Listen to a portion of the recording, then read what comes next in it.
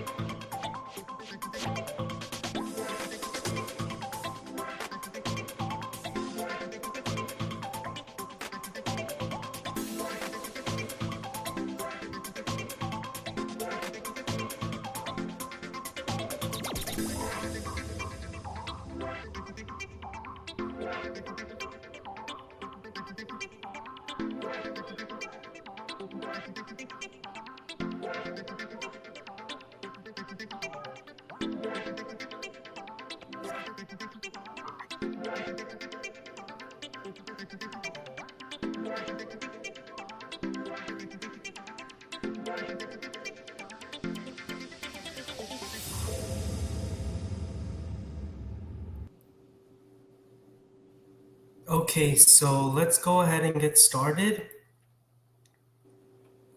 So without a further ado, tonight's guest speaker is Ms. Jessica Oliver. On behalf of Alliance HOSA, we're honored to have you here and are excited to learn from your experience. To start us off, could you please introduce yourself and tell us a little about your role and field of work? Sure. So like you said, my name is Jessica. I am a doctor of pharmacy. I graduated from Mercer College of Pharmacy and chose to work the community or retail pharmacy route. So that's what I do now. Sharanya, it's your turn. Okay. Thank you, ma'am. So to dive a little bit deeper, can you tell us a little bit about your career journey? So what factors led to you choosing this path in healthcare specifically? Sure. So I always knew that I wanted to do something in the medical field. When I was younger, I thought, well, I'm going to be a pediatrician. But then I quickly realized I don't have the stomach to handle most like direct patient care. I don't really like blood. I'm not a big fan of having to touch people. So pharmacy gives me the opportunity to be in the medical field. I get to help people, but none of the gross stuff. Giving immunizations is about as clinical as I want to go. So this is the perfect field for me. I love science. I love helping people. I want to be in the medical field, but I don't want to do any of the gross stuff. Yeah, and a lot of people have that problem. Like they know they want to help people, but it's like a lot of cons to that. So it's good you found a perfect match for you where you can have best of both worlds. Yep, exactly. So how did you what led you to discover pharmacy? Like what was the point that you noticed oh, I really want to do this? Yeah, so when I was around 16, I went with my mom to pick up a prescription, kind of mentioned to my local pharmacist there, hey, I'm thinking about doing this. And he said, well, come on back. Let me show you what I do. And then after about an hour, he said, well, would you like a job? So back then you could be 16 and work in the pharmacy. I think most pharmacies now it's 18. But I started at 16 and I've never had any other job. It's the only job I've ever had. Wow. So I this fell in is love with it. your biggest passion. This must be since 16. Wow. Exactly. Yep. I was thinking around 15, I would say I knew I wanted to be a pharmacist. I never changed my mind, never changed my major. I toured Mercer College of Pharmacy probably about the same time, like 16, 17.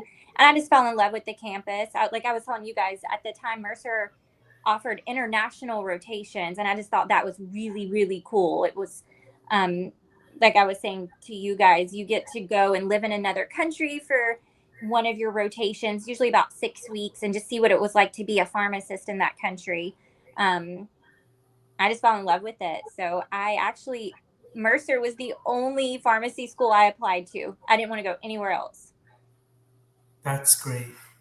Mm-hmm.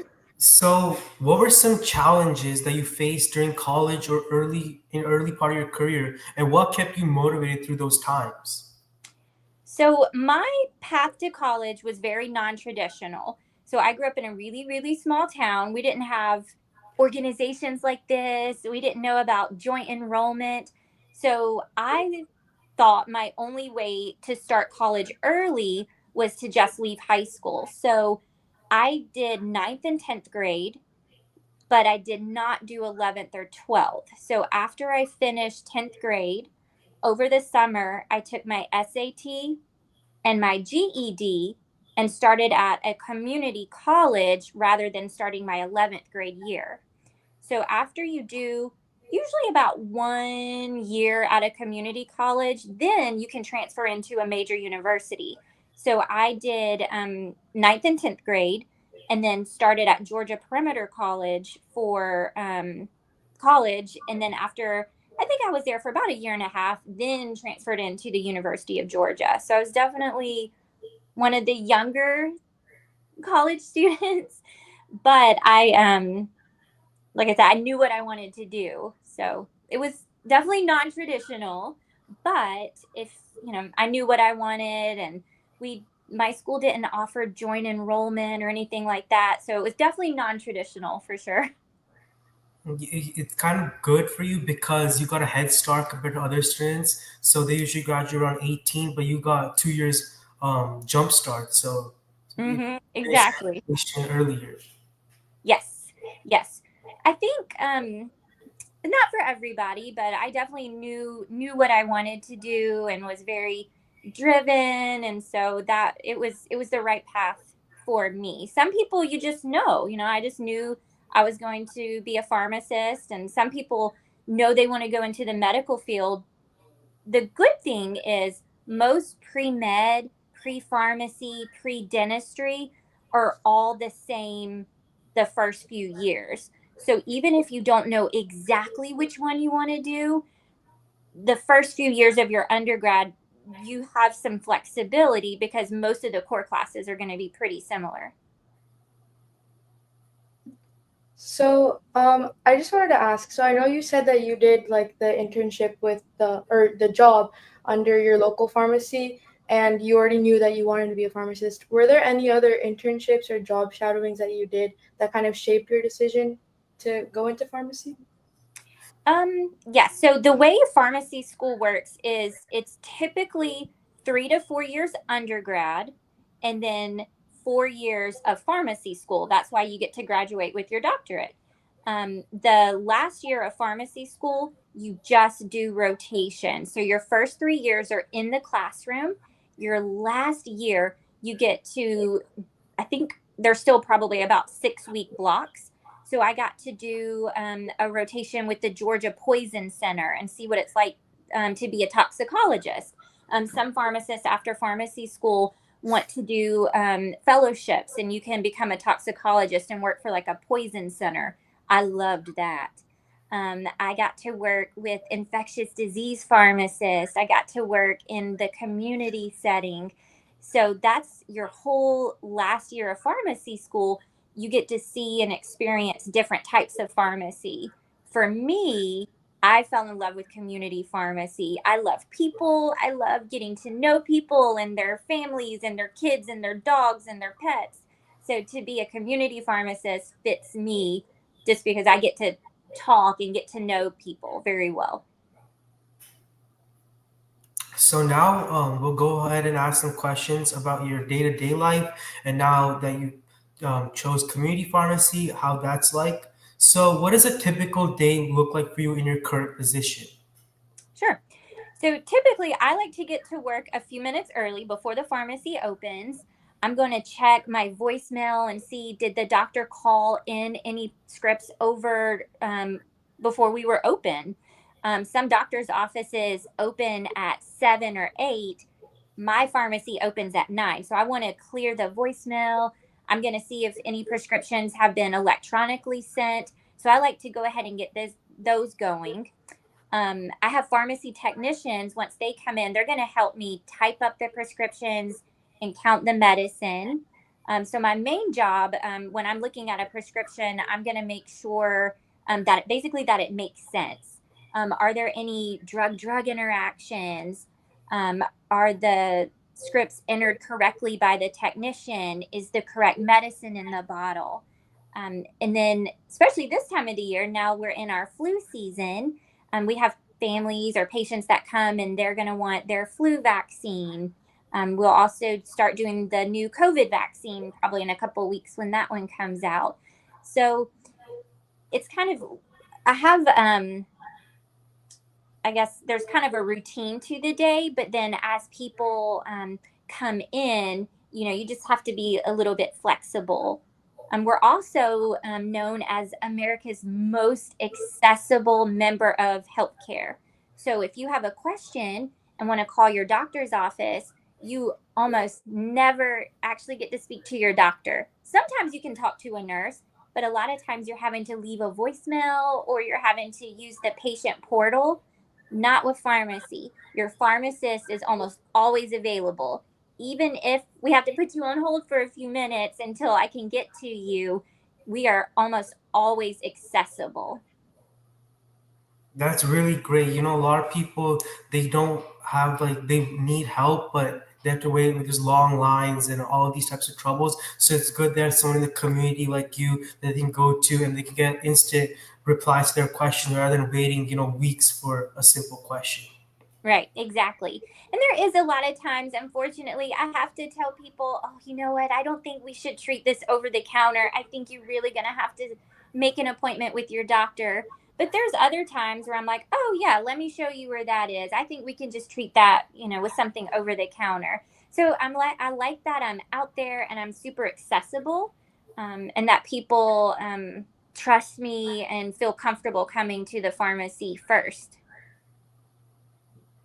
So, since you've been working as a pharmacist for a long while and it's been your main major job, how would you say the field has evolved from, let's say, like the 2000s to now with the development of technology and other forms of,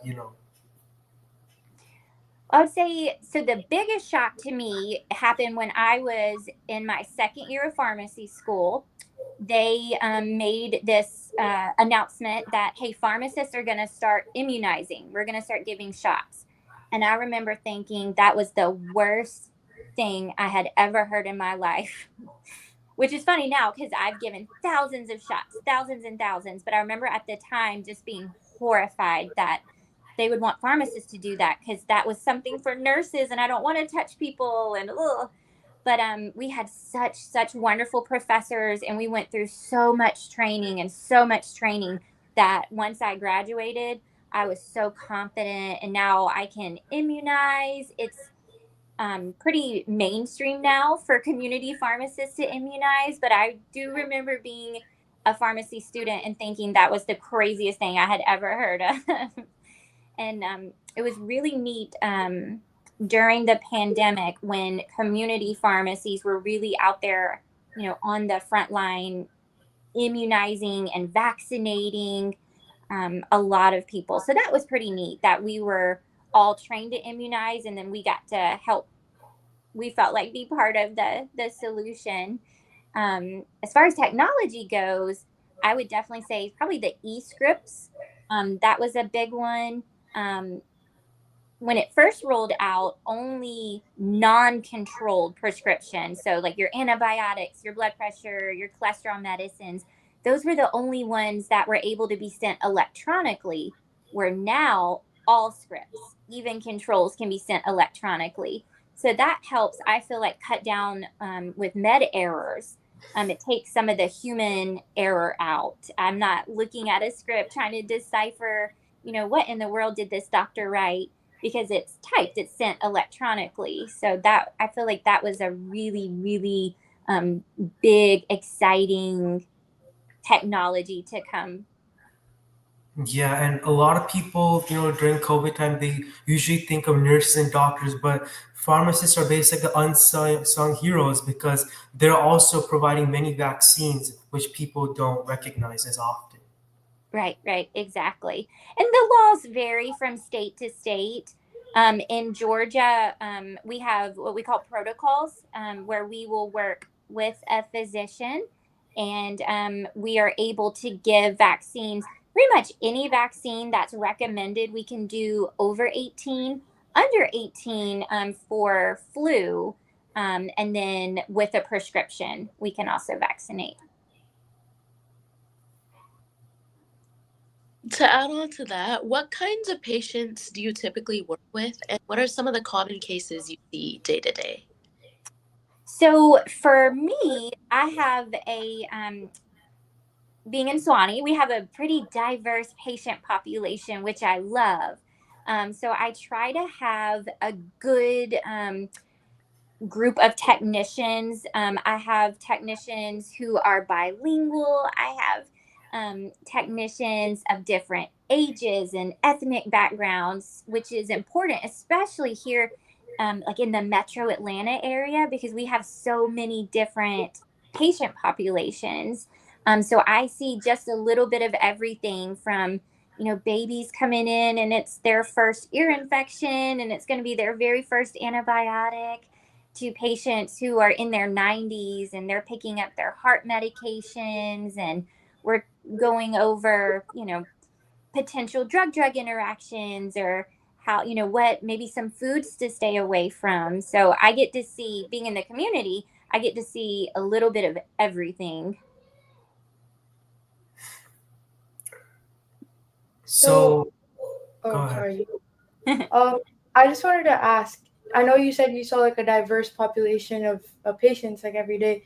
Is there any like specific case that you saw that was like particularly memorable for you? Like some life-threatening, something that was extremely memorable for you? I think the times that I don't know, maybe I've caught an error. I think there was one with an insulin that I just, the dose just didn't seem right to me. I called the office to double check, and it was something that had been, it was an electronic script, but it had been entered incorrectly. I think it maybe had been like an extra zero on the end. And I think about that sometimes. Like I'm so glad I caught that. I'm so glad that, we double checked and the patient didn't get the wrong insulin dose, because that could be, that could be very fatal. So I think about, things like that. Just, I'm glad that that was something that we were able to catch, and everybody was safe. Yeah, that small little mistakes can, have a big impact if something were to go wrong. But thankfully, you caught it. Mm-hmm. So, since there's like many settings that a community pharmacy can be in, such as a hospital, grocery store, just standalone, um, have you worked in anything like more diverse settings, and which would be your favorite out of those three that I know of? Let's see. So when I was in the hospital, I did really enjoy infectious disease. I thought that was really neat. Most other specialties, you have your disease, and then you have your medication. But with infectious disease, you have a bacteria or a virus that's causing an infection, and then the medication. So I thought that was really neat. There was this extra layer to it. So that was probably a favorite. I loved working at the Georgia Poison Center. That was really neat. You never know when that phone rings. Is it going to be a simple, I don't know, maybe a first time mom and her kid's eating dirt and she's scared? Or is it going to be something where a, maybe a child got a hold of grandma's diabetes medicine, and it's one of those where, one pill can kill, and we need to get them to the emergency room immediately. So those were really interesting. I love those. My least favorite was probably in the sterile environments or in the IV rooms. Those pharmacists are usually very introverted. There's not a lot of talking, if you talk at all in those rooms. That was not a good fit for me. I'm too much of a people person, and those pharmacists don't talk, and they're very quiet, and it's all sterile. That was not for me. So I quickly learned, but that's the good part about shadowing and then doing your fourth year. You can quickly learn. Oh, I don't, I don't want to be in here where nobody talks, or I don't Yeah. want to, I don't want to dose for babies in the NICU, because you're not even dosing those babies in pounds. You're dosing them, like it just in ounces, and they're so tiny, and I didn't like that either.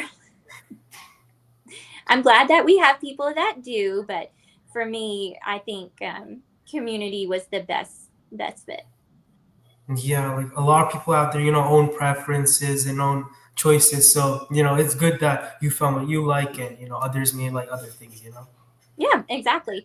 So with pharmacy, it's a little bit different than going into medicine or being an MD. So with a PharmD, you can work immediately after your PharmD. That's the route that I chose. I went into community pharmacy. They do have an option to do what we call a PGY1. So you can do an extra year of school in the hospital setting, and you do 1 year of residency. After 1 year of residency, you can have more of a clinical role in the hospital. You can stop there, or they also offer PGY2, where you can actually specialize. Those are the pharmacists that do just infectious disease or just oncology. A lot of them will work in the teaching hospitals like Emory or Grady. They'll work with a team of doctors, other pharmacists, nurses, and help them with usually inpatient patients. So you do have that flexibility. You can do your 7 or 8 years of school and then be done. Then, if you like, you can do a PGY1 and do something more clinical, and then you can do a PGY2 and do more of a focused specialty. Okay, that's good to know. Mm-hmm. So now we're going to move on to the misconceptions, common misconceptions people have about pharmacists or relating to that such. So Satvika. Okay, so are there any common misconceptions you have about your profession that you'd like to address or about the medical field in general? I think for pharmacists, a lot of people really, you only know what you see, right? So a lot of people, when they think of pharmacists, they think of my job, which I love and I think is great. But they may not know about the clinical side of it, about, going inpatient and doing rounds with the team and helping patients with, or helping other medical professionals come up with regimens for really complicated patients. I know I have some friends that have done oncology pharmacy, and they are a very, very valuable member of the team. These patients are very sick and they have a lot of drug interactions. And so the pharmacist can come in and really help with that. So I think a lot of people, when they think of pharmacy, they only think of like your CVS, Walgreens, Publix pharmacist. They don't know that there's this whole other world of pharmacy out there.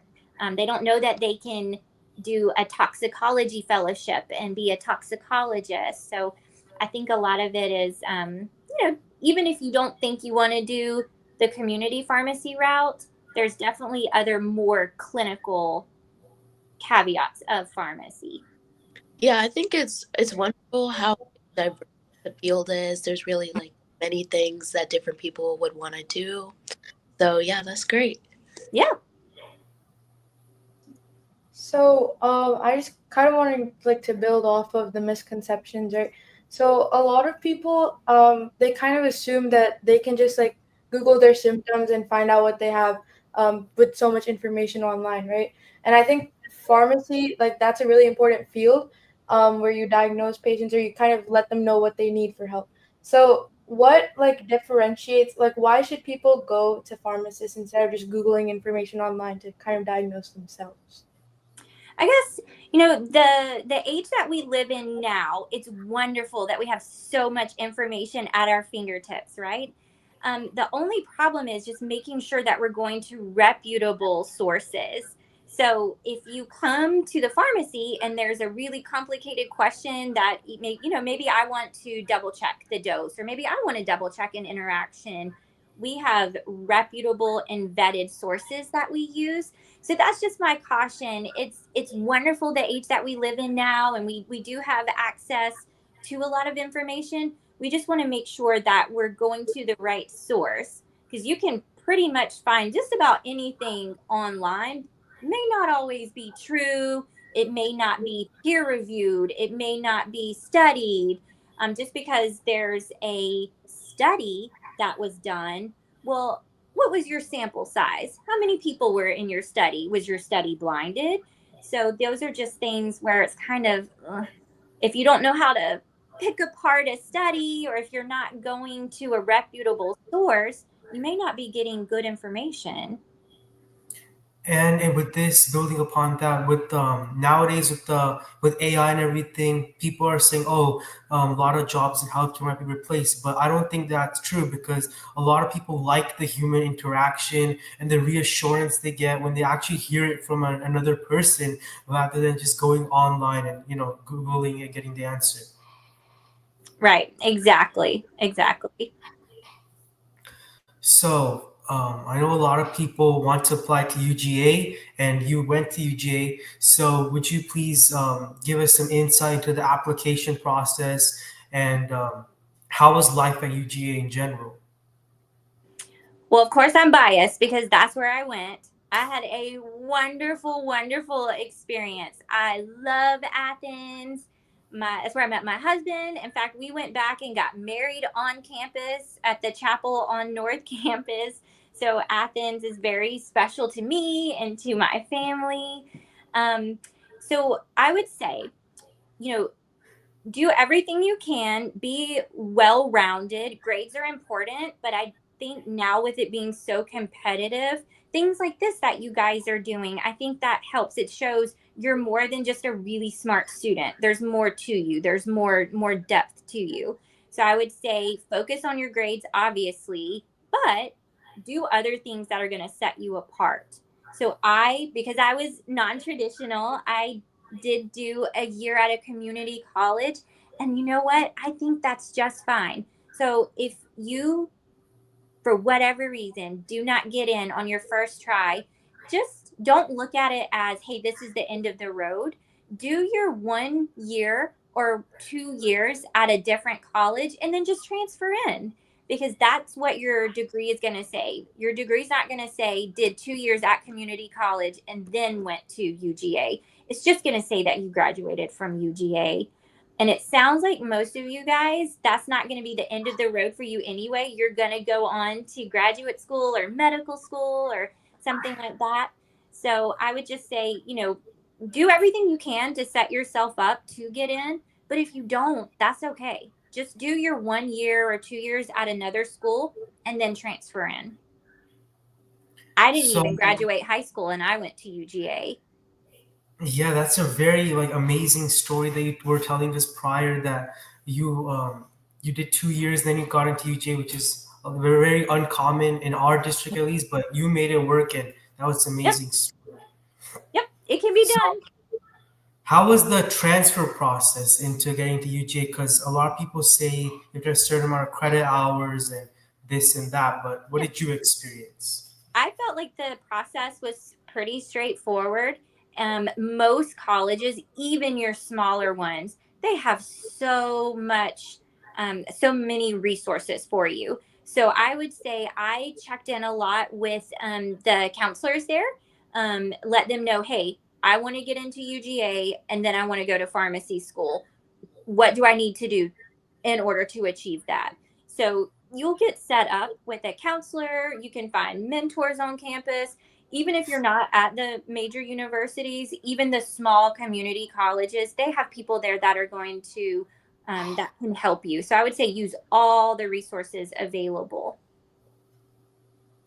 It's a lot, it feels like, but if you, like I said, use the resources that are available to you. There's plenty of people that transfer in. I felt like it was a pretty smooth process. That's good to hear. Mm-hmm.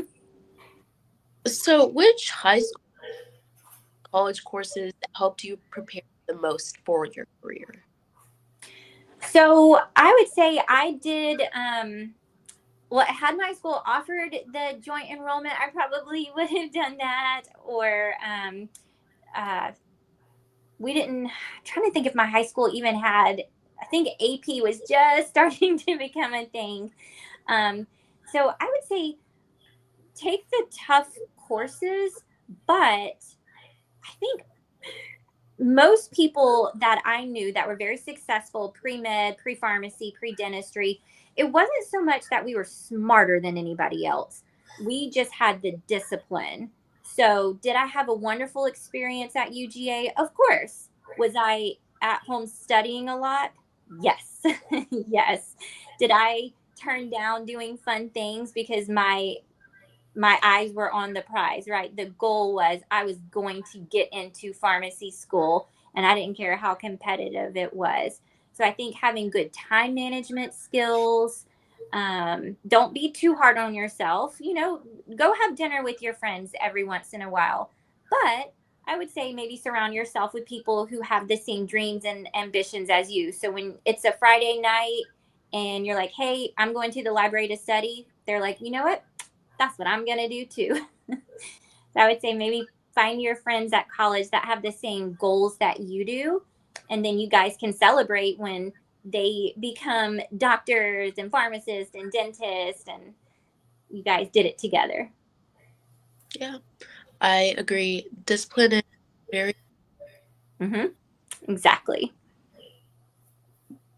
So, I just wanted to ask. I know you said being a well-rounded student is important. To go to these colleges you want to go to pharmacy school, things like that. Obviously, the career is changing with the times changing as well. So, I wanted to ask, what qualities do you think are important for pharmacists now, and what qualities do you think will be important later as the career develops? I think I would have to say being able to definitely, you want to be good at multitasking, organizing your day, because we're not just filling prescriptions anymore, right? We're doing the immunization, so you want to work that into your day. A lot of the insurance companies are now paying pharmacists to do medication therapy management. That's where, maybe a patient comes and they have, they may be on 10 or 15 different medications, and it's super complicated. And so we can sit down with them and, make sure, you would think that people are letting all their doctors know every medication that they take, but not everybody does that. So, you may have a patient going to see their cardiologist and they're getting blood pressure medicine, but then they go to see their general doctor and they forgot to tell them about the new heart drug that their cardiologist put them on. So we can kind of sit down with them and help them, just manage their medications, make sure that there's no interactions, that maybe they forgot to tell the doctor that they're on something. So those, got to work those into your day. So I think it's just kind of being well organized, able to multitask, just because we're not just filling prescriptions anymore. Insurances aren't reimbursing pharmacies the same as maybe they did years ago. So that kind of plays a factor. So what else can we do to, make sure that our pharmacy is successful? Yeah, and then just for the further like developing, like as the career is, technology is growing, things like that, what do you predict like pharmacists will need to do to kind of stay ahead of the times or things like that? Well, right now, we're required to do continuing education. That can vary state to state. I know in Georgia, we have to do, it's 30 continuing education hours every other year. And so that makes sure that we are staying on top of all the new medications that are coming out. Or, I think about when I was in school, there was no COVID, and now we have COVID medication. So, 5-10 years from now, is there going to be new viruses or new cancers that we've discovered? And so there's always new medications that are being developed or on the market. So that's required right now to make sure that pharmacists are staying on top of the new therapies that are coming out. I think that may evolve or develop. I know some states require certain disease states. So that may be something that's going to be nationally required. Some states require you to do actual live CEs where you have to, either go on person or be logged in and have a live lecture. So I can see maybe something like that evolving, or more stricter requirements as far as just making sure that we're staying on top of all the new things that are happening.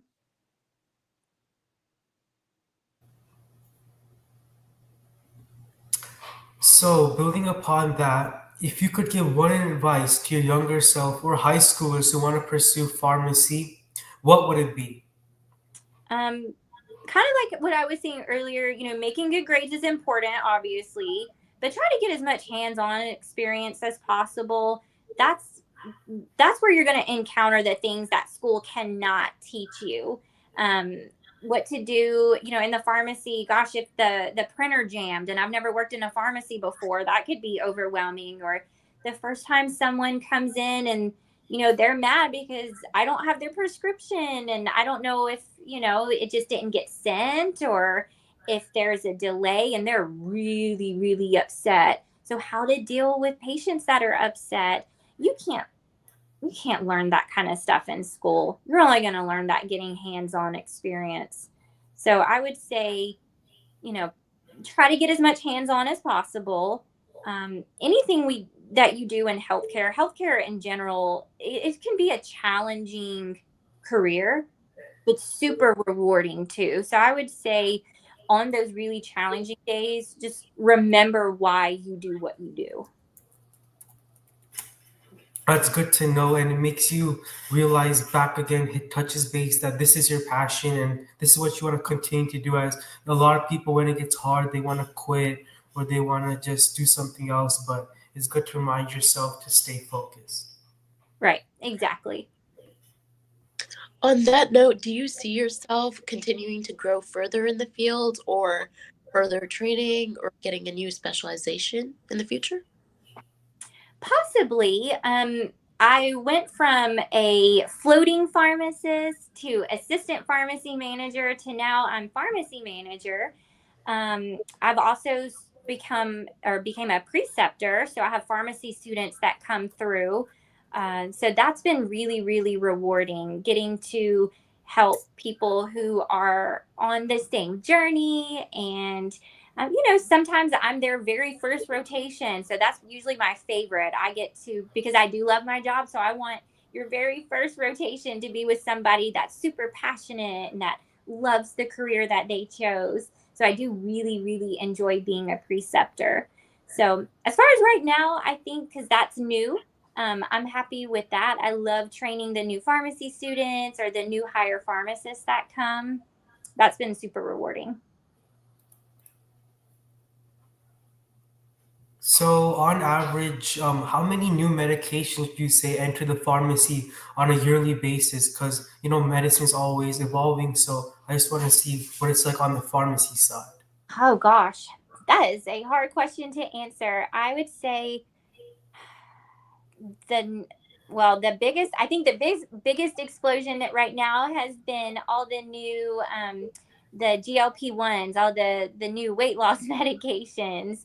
That's been really, really huge, and a lot of buzz around those right now. Our fridge is definitely stocked with all of those. It seems like everybody now is talking about those and wanting to start those. It's I think diabetes maybe another one. We're seeing a lot of new medications. There's a lot of new options now for people with migraines. That's been a big one. But there's so many things in research and development right now. So it's just, I feel like the sky's the limit. There's things that we used to think, there's one or two options for these patients, and now there may be 5 or 6.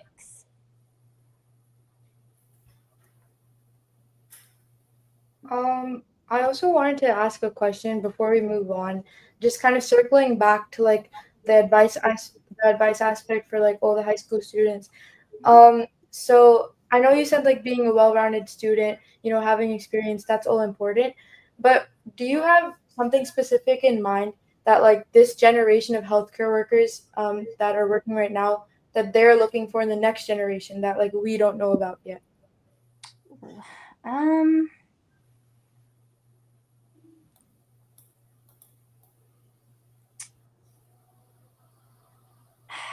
I would say just trying to think. That's a good question.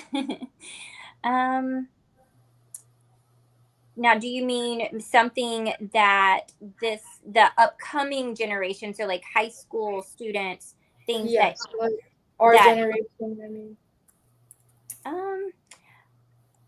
Things that you guys like that maybe that we're looking for, or Yeah, things you're looking for, like qualities you want or skills, like something like that we don't know about, but like they would be looking for in newer generations.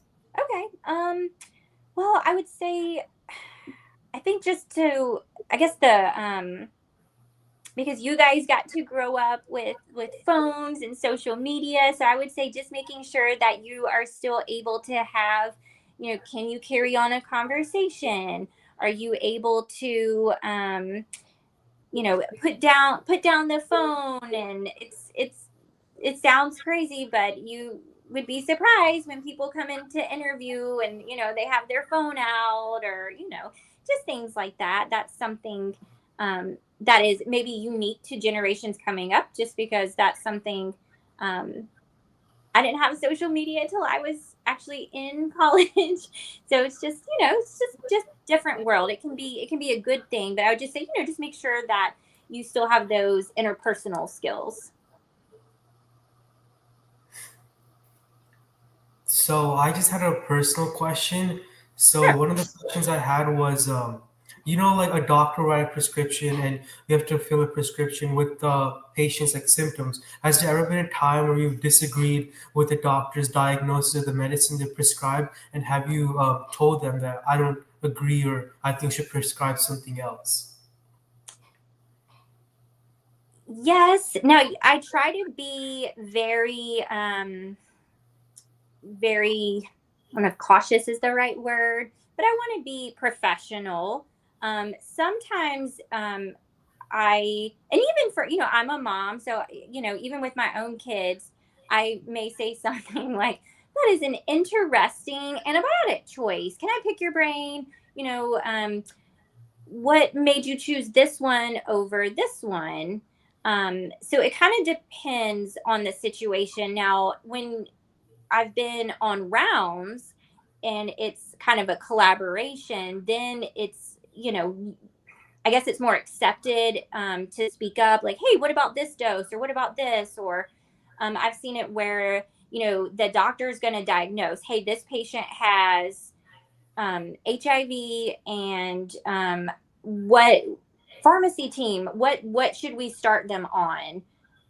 So it's kind of when you're in a collaboration like that, then it's kind of expected that the doctor's going to say, hey, this is what they have. Pharmacy, what should we give?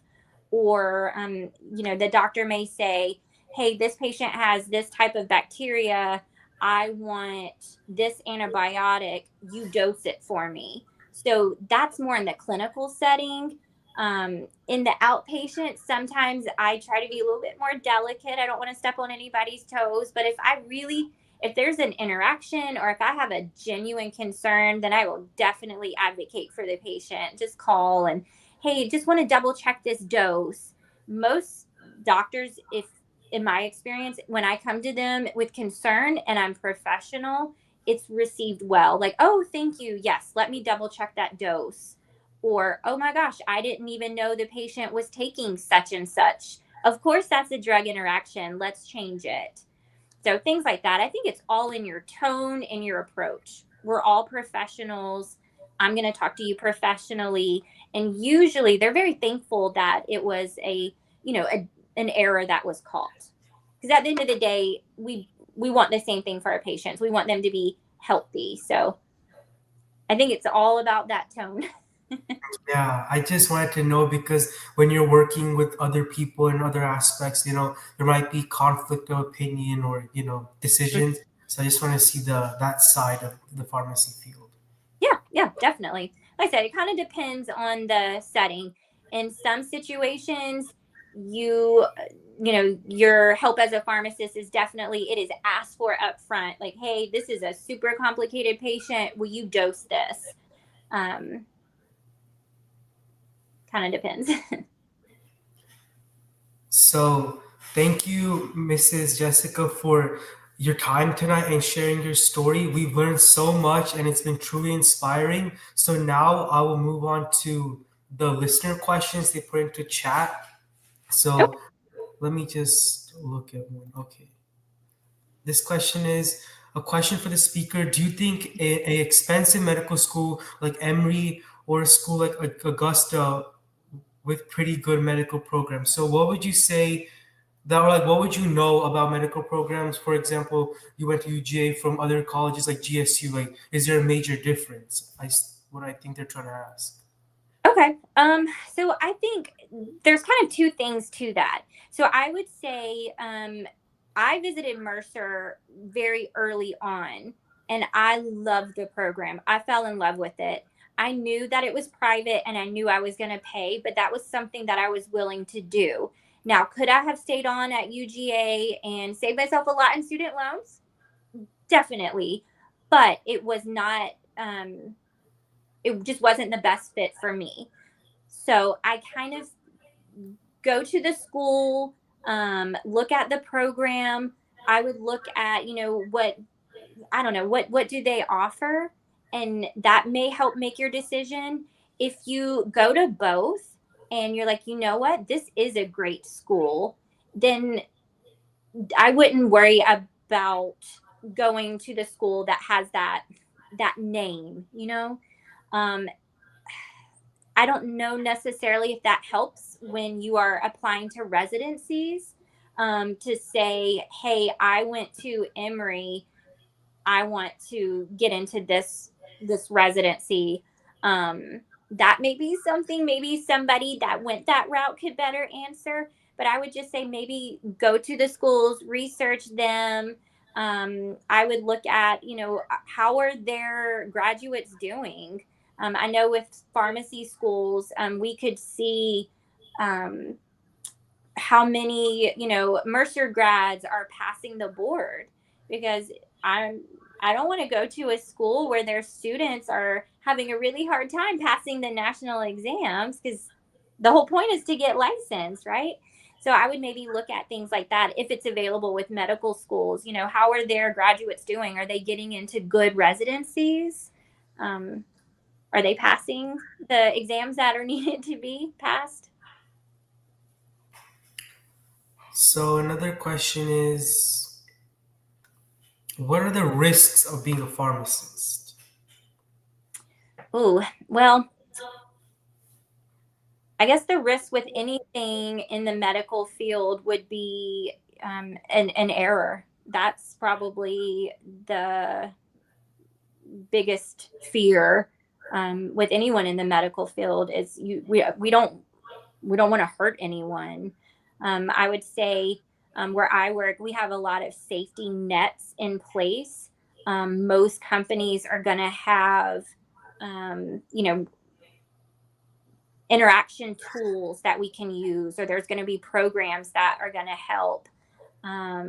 We have standards where we try to keep the pharmacy a certain, level of clean, neat, orderly, so that there's not chaos. We try to limit distractions. But I would think I guess maybe that would, if that's kind of where you're going, I think that would be anybody in healthcare, their biggest fear is an error, or, I didn't catch something. Yeah, there's also like a lot of people worry about lawsuits and the legal aspect, which is very technical. Right. Yeah. I think I would assume most pharmacists are going to have some kind of like liability insurance. Just unfortunately, that's just the world that we live in. So I think those are the only main questions that everything else you've answered. So that concludes the guest speaker. I want to thank you once again for taking time out of your day to interact with the students and with us to answer some very important questions, because I know pharmacy is a very sought after field that a lot of people in the school want to pursue, and important questions you answered about the college process. So thank you again for answering some questions. And that's it. Thanks. Well, thanks for inviting me. And it was so nice chatting with you guys. Feel free to reach out. Thank you. Thanks. Thank Have a you. good night. Thank you. Have a good night. Thanks. Bye. Bye. We're now going to display your for attendance. Please make sure to fill it out by tonight to receive a guest speaker credit. Hopefully everyone enjoyed, and we'll be having another one around the same time during September. So stay tuned and fill out the form as soon as possible, because it will close tomorrow by 5:15. And have a good night, everyone. Also, this will